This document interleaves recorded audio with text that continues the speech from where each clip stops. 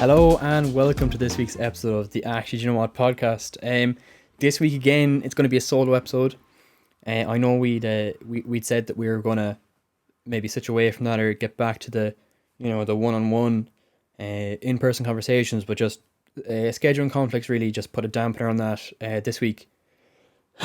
So yeah, Dean said he couldn't make it this week, so I said I'd gladly take up the responsibility this week, and you never know, we might be back in person for the next episode. But I did have something planned for when we were both doing it, and I said I'd go with that for the solo episode. However, I had a few attempts, a few recordings there, and they just weren't flowing as well as I would have liked, and they weren't what I wanted to go with this week. Because this episode I sort of wanted to move away from the real fact-based, knowledge-based approach that I normally take. So if you listen to both our solo episodes, you'll notice that I was more grounded in or relying on stating facts rather than my opinion. And you can get facts anywhere, but my opinion you can only get one place.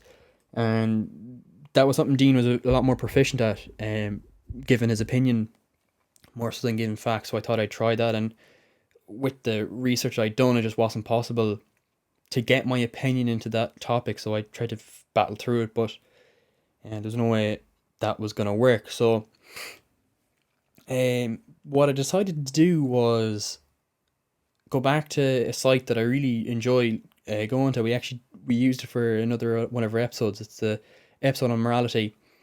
If you haven't listened to that yet, I highly recommend it. It's one of my favourite ones. At the start, we have a bit of an argument about the nature of morality, whether it be subjective or objective, and we were both on different sides of that debate. And then we went through a few moral conundrums and tried to solve them, while also sort of keeping that distinction of subjective and objective in mind.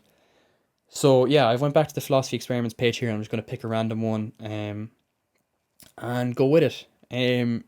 Important distinction for this episode, and also an announcement folded in. You'll see how to connect now, but I am recording this. I'm screen recording it, not my face or anything, just the actual screen, because it is on the computer. So I'm going to go through it. I'm going to read all the text and whatever, but it will be on YouTube, and I'll probably put a preface at the start of this episode that it probably would be better for you to watch it on YouTube, just so you're not lost and you can actually look at the question in real time. Excuse me, but it'll still be enjoyable for and just a purely audio version. So yeah, also the announcement, we have a YouTube video up of one of our episodes, a full episode. So there's nothing fancy about it. It's just episode 8, cults. But it's the video recording that we never released. We just couldn't get around to it with my shockingly bad Wi-Fi. I just couldn't upload it, so I had to do it when I was in college where the Wi-Fi is a bit better. So we're going to try and backlog those a bit. We're going to try and upload one every week anyway. Just to, we'll go in order, and I'll upload this one when I'm putting up the audio, or shortly after anyway, just to keep a bit up to date. But yeah, that's that. So I'm just gonna get on with this. The one I picked here is just a random. I don't know what to expect here, but it's called Staying Alive, and it says the aim of this game is to stay alive. There are 3 rounds. In each round, you'll be presented with a scenario and then offered 2 choices. The decisions you make determine whether you will stay alive or perish. You should always base your decisions on nothing more than the desire to keep yourself in existence. Also, each scenario should be taken at face value. The situation will be described as there are no tricks, and you do not need to worry about other what-ifs. At the end of the game, you'll discover if you have stayed alive or not. Although, being a philosophical game, the verdict won't be straightforward.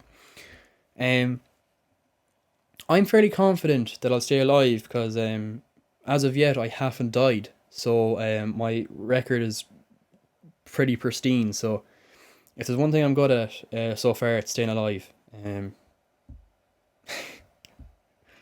Such a bad joke. But anyway, we'll get into it.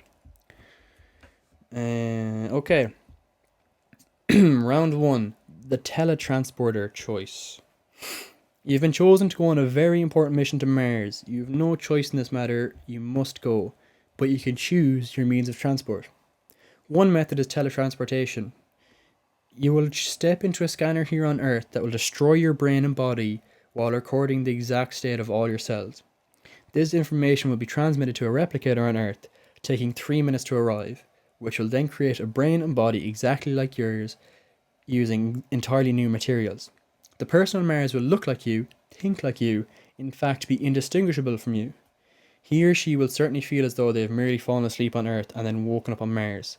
The method is 100% reliable, so it's not like a case of that I'll like be a completely different person or whatever. The other method of transport is space travel. This is very risky and there is 50% chance that the spacecraft will not complete the journey and you will die in transit. But if you do successfully take the spacecraft, then your body and brain won't be at any stage have been destroyed. You must choose the option that you think will give yourself the biggest chance of surviving. They're gonna trick me here. They're fucking devils for this. Actually, I tried recording another one with a different scenario, and I started to rage at the computer because it was leading me to traps that I knew they were leading me to, but I couldn't not fall into them.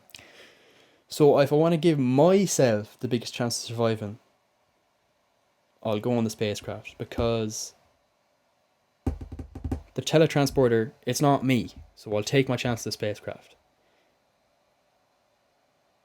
Yeah, wait a minute. Yeah, I'm just killing myself if I do the teletransportation. That's another person. Like, my life is ended. They will think they're me.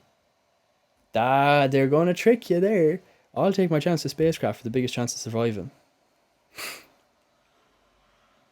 So I have a 50% chance of surviving. Great.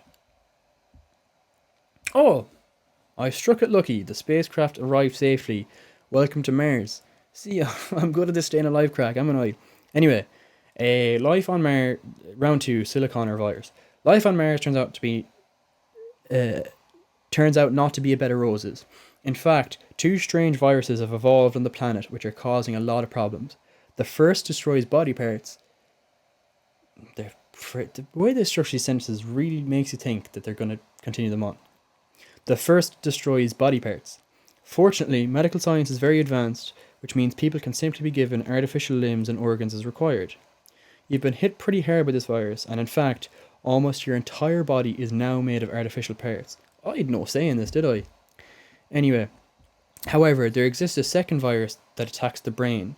It is peculiarly nasty in that it doesn't destroy the brain, rather it messes up the neural pathways, leading to a loss of memory and also a change in personality traits. One person who had the virus had been a successful author. Now he can't write a word, but he's become rather good at exotic dancing. It is indeed an odd virus. Unfortunately, you've carelessly managed to catch the virus. They're giving me no fucking chance here. Like, the whole thing is about staying alive, but they're letting me catch viruses left, right, and centre, and now I'm made up of artificial parts, and my brain is going to go to mush. Like, they're not giving me any chance here. Anyway, medics can get around the virus by replacing pieces of the brain with advanced forms of silicon chip. In your case, they would have to do this to almost all of your brain. But trials show that you can be sure that the result will be the total preservation of all your memories, personality, plans, beliefs, and so on, and as a person will be able to carry on living a normal life, as is, well, normal. The alternative is to succumb to the virus with its consequent loss of memory loss and change in character. You must make the choice which you think will give yourself the biggest chance of surviving.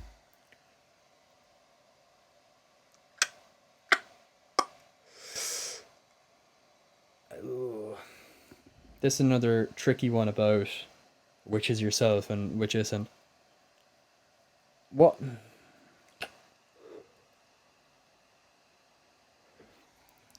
That you can be sure that the result will be the total preservation of your memories, personality, plans, beliefs, and so on. Okay, so if I'm sure that the silicone will work, then, like, what constitutes myself is basically my brain. So like I wouldn't say I'd be myself if I was completely different. That's just someone that has my own, like, that has my body. So it's pretty much the same as the first one. Like, oh fuck, they're both the same as the first one. Shit. I'll take the silicone. I know it won't be me, but still. They're gonna say I've dead. I've died. I mean, Jesus Christ. The operation was successful. What's more, a few years later, advances in technology enabled scientists to perform a similar operation, which gave you back an organic brain and body. So now you're fully human again. Hurrah! They're gonna hit me with the pinger now that this isn't actually me; it's a different person. But blah blah blah. I don't care. Strange as it may seem, okay, round 3, die or freeze. Strange as it may seem, it has been discovered that that reincarnation of a sort does actually occur. It seems that there is some immaterial part, call it a soul, in all human beings. On death, it leaves the body and enters the body of a new-born animal or human. It does not take memory with it, of course, if it did, we'd have known this were true already. It is thought that it may have some effect in determining one's character, but given the evidence for the strong influence of genes and upbringing, the effect is thought to be relatively small. Even stranger than the fact of reincarnation, it seems that all our souls die if stored at below freezing point for longer than a week. These facts are vital to the last choice you must make. You are very ill, but scientists have almost found a cure for the disease you have. Further, they have also developed a technique to deep freeze humans, enabling them to be revived later with their memories and character intact. You have 2 choices. The first is let the disease take its toll. Your body will die, but your soul will live on. The second choice is to be deep frozen, then thawed and cured later. This will destroy your soul and only has a 30% chance of success. That is, there is a 70% chance that the thawing and curing won't work. Fuck. Again, I'm gonna say, like, the soul, I don't, like, they literally said the soul has no fucking effect on you anyway. So it's basically not me. So I'm not gonna die and let my soul live on, because firstly, I won't know. Secondly, that person will be nothing like me. The effect that I have on their personality is negligible according to them. So I'm just gonna freeze me now. Yeah, freeze me now. Whatever chance that has of preserving me, that's the best chance I have. Continue. Let's see what they say. Let's see. Okay, this is just what about information about me? Male. No, male. What's your nationality? Other. If you're listening on the Spotify, I'm filling in random information just so they can save it. Yoppa! Congratulations, you have survived. I told you. I'm really good at surviving. However, although you've survived, you seem to have taken an unnecessary risk. There are basically 3 kinds of things that could be required for the continued existence of yourself. One is bodily continuity, which may actually require only the parts of the body stay in existence, i.e. the brain. Another is psychological continuity, which requires the continuance of your consciousness, by which is meant your thoughts, ideas, memories, plans, beliefs, and so on. The third possibility is the continued existence of some kind of immaterial part of you, which might be called the soul. Okay, your choices are consistent with the theory known as psychological reductionism. On this view, all that is required for the continued existence of the self is psychological continuity. Your 3 choices show that this is what you see as central to your sense of self, not any attachment to a particular substance, be it your body, brain, or soul. But there is a tension in allowing your brain and body to be replaced by synthetic parts. You seem to be accepting that psychological continuity is what matters, not bodily continuity. But if this is the case, why did you risk the spacecraft instead of taking the teletransporter? Blah, blah, blah. No, because they're saying as if I'm the same person. But once I disintegrate myself in the thing, I'm dead. That's me gone. Like, that's not me. That's a copy of me later on. But I died. They're wrong. No, let's see. 69% of people stayed alive. I'm part of that. The one I've picked probably a bad decision, but it was the first one that jumped out to me. It was about religion. I'm not exactly sure what it's about. And let's see, in this activity, you'll be asked a series of questions about God and religion. In each case, you need to answer either true or false. The aim of this activity is not to judge whether your answers are correct, rather, our battleground is that of rational consistency. Yeah, so that's one thing I'm getting a bit better at. I said it in a few previous episodes. The one thing I hate is logical inconsistencies, and you'll probably see a lot of them in this episode anyway. And I suppose I'll just do it to maybe save myself. The episode we did in religion, no one gave out to me yet, but we probably will need to revisit that. I said some very flippant things and maybe phrased things in a way that wasn't conducive to what I was trying to achieve. And as I described it to a couple of people, it was borderline becoming a hate crime. So I might save myself here. I might just dig the hole a bit deeper, but I'll get started on the questions anyway. Okay, question 1. God exists. Okay, for all intents and purposes here, I'm going to say false. Okay. Yeah, I'm not really sure. I think I'm more in the train of thought of saying that I can't know, so I'm going to say I don't know. Even though for everyday life I just say false because it doesn't benefit me to know or think that there is. So I say don't know. Submit answer. Question 2. God is a logical possibility, and there is nothing contradictory about the very idea of God. Yeah, well, look at this. Logical possibility, as we know it now, there's no way that we could logically say that there is a God. Like, I was listening to a podcast by the Cosmic Skeptic, where he was interviewing William Lane Craig, one of the biggest, and actually the namesake, well, the man who named the Kalam cosmological argument, which basically is a deductive sort of reasoning for the existence of God. Which basically, the premise is there that everything that exists has a cause. The universe has a cause, therefore, or no, everything that exists has a cause. Number 2, the universe exists, therefore the universe has a cause, namely God.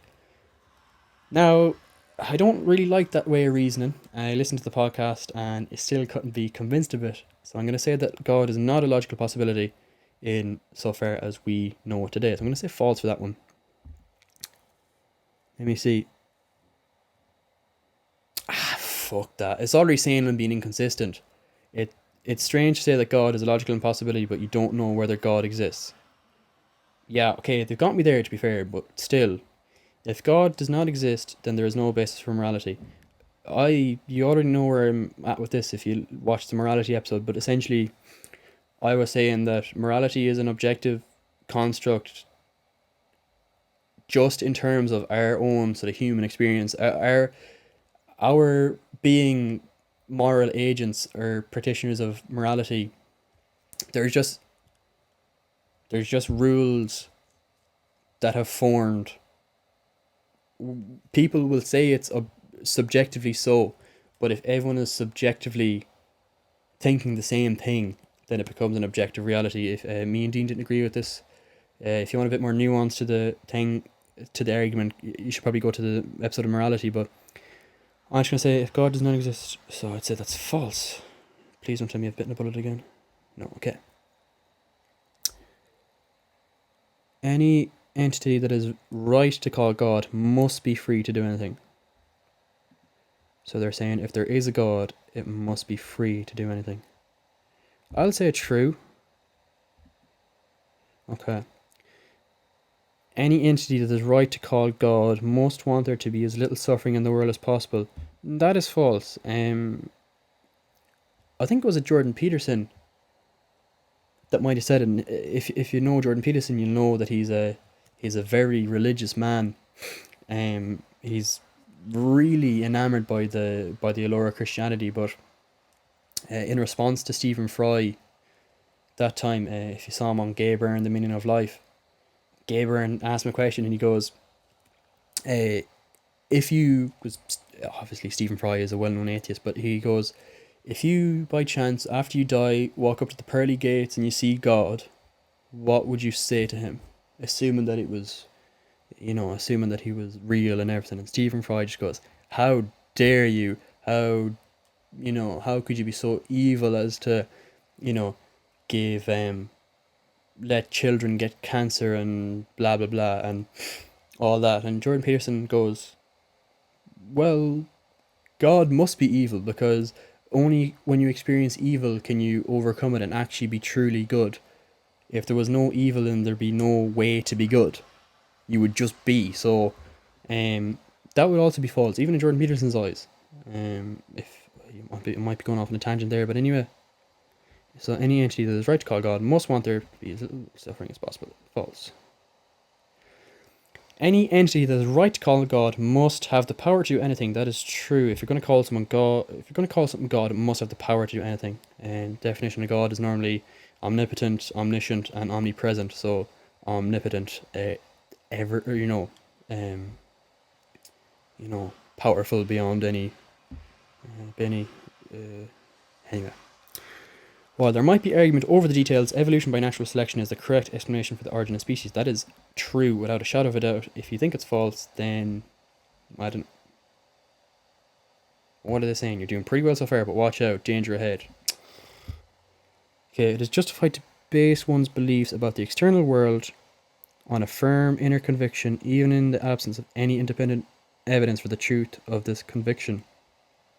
Okay, so what they're saying is here, is it justified to base your beliefs on something based on a gut reaction?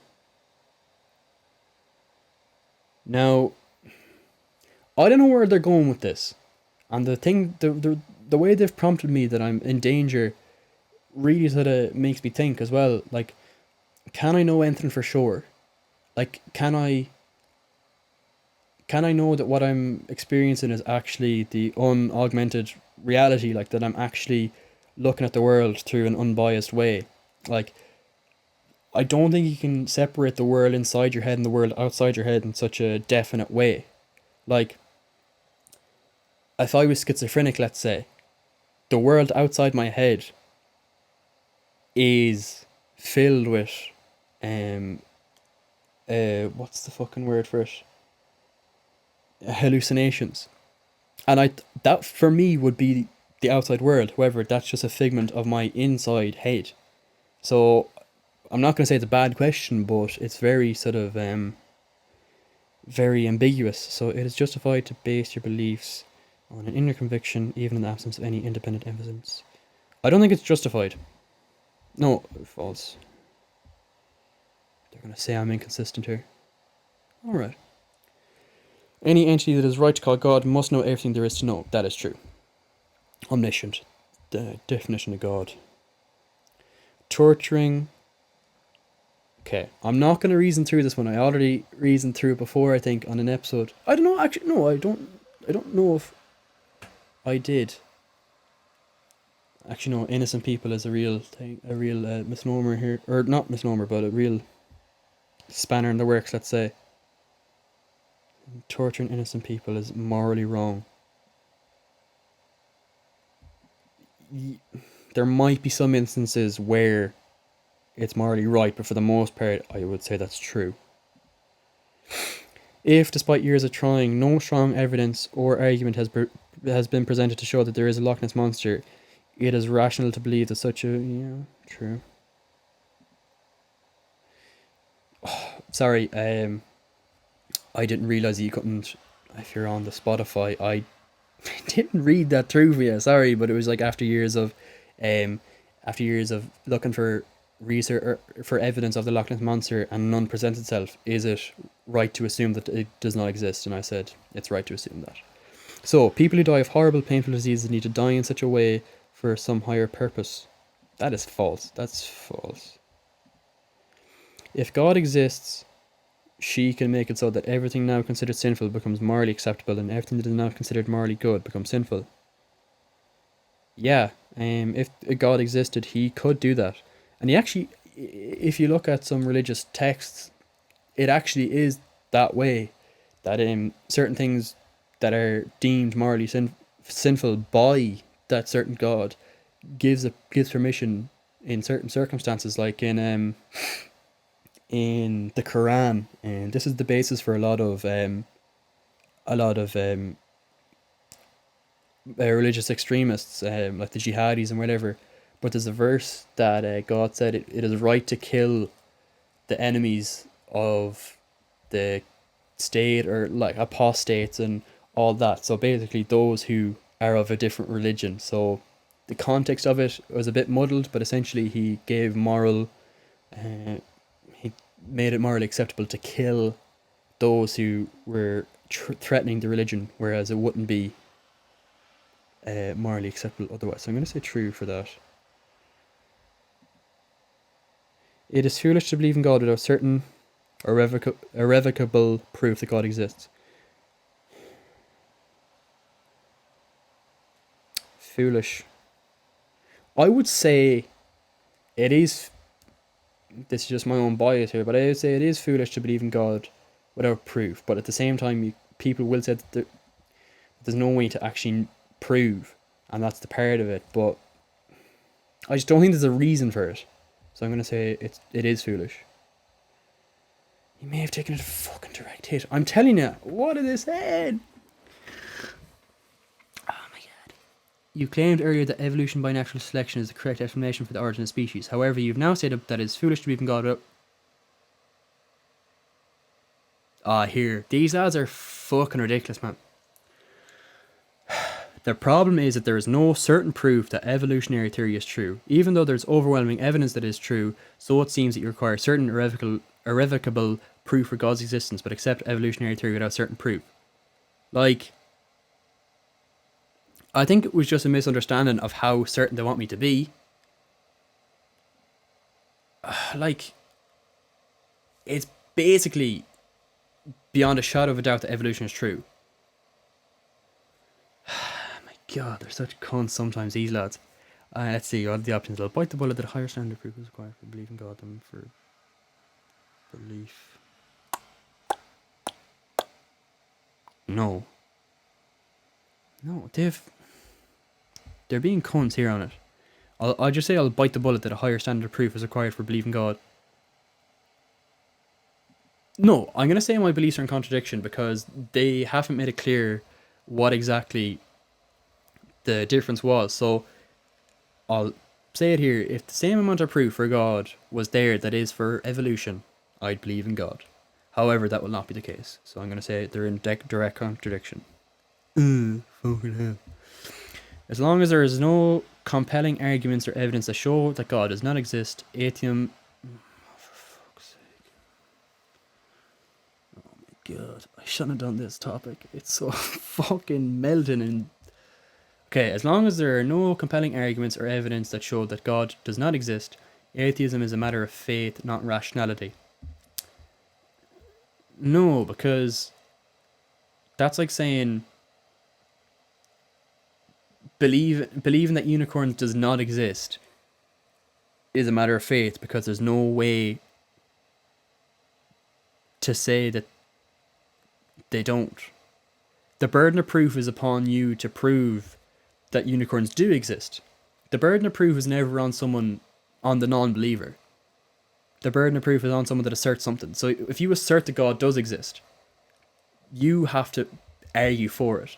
Atheism is simply the rejection of that burden of proof that obligates you to prove the existence. So I'm going to say atheism is not a matter of faith. It's rationality. If they say I'm contradicting myself, I'm going to actually kill somebody. Oh, good. Okay. The serial killer Peter Sutcliffe had a firm inner conviction that God wanted him to kill prostitutes. He was therefore justified in believing that he was carrying out God's will in murdering his victims. They're gonna bite me here for saying something about the inner conviction being reason enough to believe something. So I'm going to say he was not justified in saying that. False.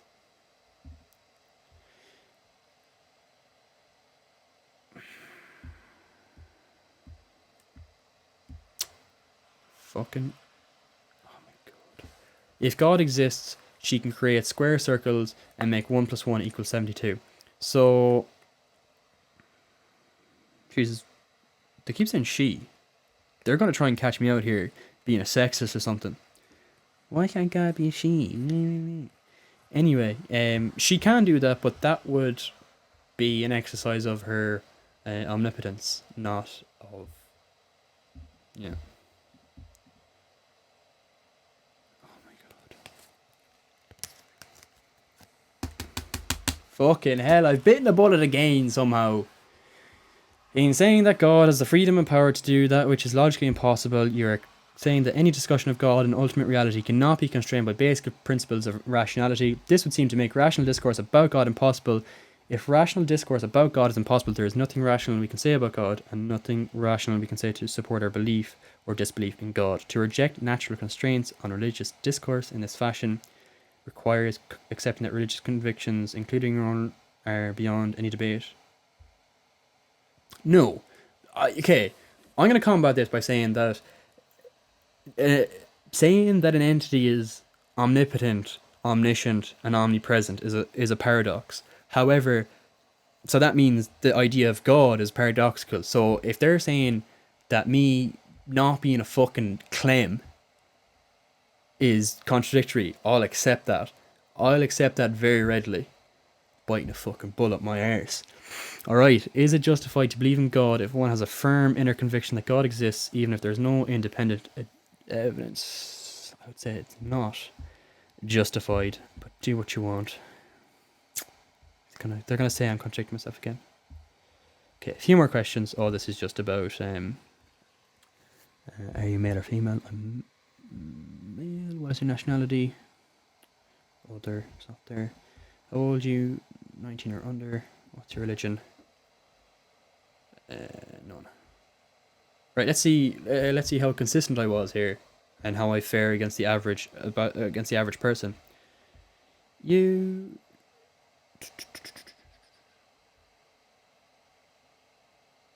So I'm around average on this. Alright, so that's it for this week's episode. I hope you enjoyed it. It definitely was a bit of a departure, for me especially, just to be a bit more informal. I hope you enjoyed it regardless, no matter how you accessed it, whether it be through the YouTube or just through Spotify. But I'd urge you just to give a look at both anyway and check in and make sure you keep up to date and just subscribe and, you know, turn on notifications and all that stuff. But yeah, we should be back one-on-one next week, so just keep tuned in for that. So thanks.